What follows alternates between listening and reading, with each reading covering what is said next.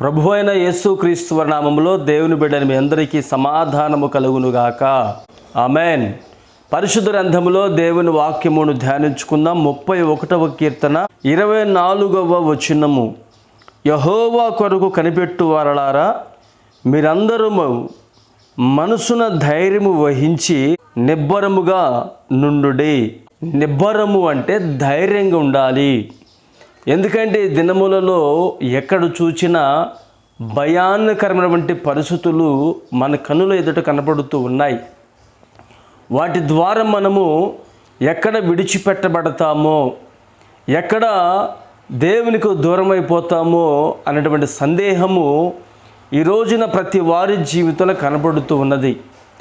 నీవు యెహోవా కొరకు కనిపెట్టే వ్యక్తివైతే, నీవు దేవుని కొరకు కనిపెట్టే వ్యక్తివైతే, ఆ పరలోక రాజ్య మహిమలో నువ్వు చేర్చబడాలి అంటే నీవు నీ మనసున నిబ్బరము కలిగి ధైర్యము కలిగి ఉండాలి. మరి ఆ నిబ్బరము మనము కలిగి ఉండాలంటే మనము దేవుని కొరకు కనిపెట్టాలి. అంటే పెండి కుమారునిగా ప్రభు అయిన యేసుక్రీస్తు వారి యొక్క ప్రత్యక్షత కొరకు మనం ఎదురు చూడాలండి. 10 మంది కన్యకలలో 5 బుద్ధిగల కన్యకలు. ఈ బుద్ధిగల కన్యకలు దేవుని కొరకు కనిపెట్టువారు. ఆ పెండ్లి కుమారుని కొరకు వారు కనిపెడుతూ ఉండగా అకస్మాత్తుగా పెండ్లి కుమారుని యొక్క స్వరాన్ని వారు విన్నారండి. విన్నప్పుడు వెంటనే ఆ స్వరము ఏముంటుందంటే, ఎదుర్కొని రండి అని అనినప్పుడు సిద్ధపడి ఉన్నవారు, దేవుని కొరకు కనిపెట్టుకుని ఉన్నవారు ప్రభుతో పాటు పరలోకానికి వెళ్ళిపోయారండి. కనిపెట్టుకోకుండా నిలిచిన వారు విడిచిపెట్టబడ్డారు. మరి ప్రియమైన వాళ్ళారా, ఈరోజు నువ్వు దేవుని కొరకు కనిపెడుతున్నావా? ప్రభు రాజ్యము కొరకు కనిపెడుతూ ఉన్నావా?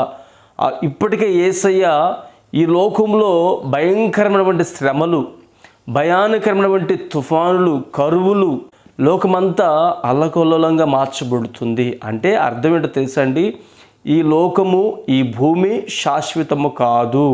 శాశ్వతమైనది పరలోకము. మరి ఆ పరలోకానికి వెళ్ళాలంటే బ్రతికి ఉండగానే దేవుని కొరకు మనము కనిపెట్టే వారముగా ఉంటే నిశ్చయముగా యేసయ్య మనలను ఈ లోకం నుండి పరలోకపు మహిమను మనకు అనుగ్రహించునుగాక.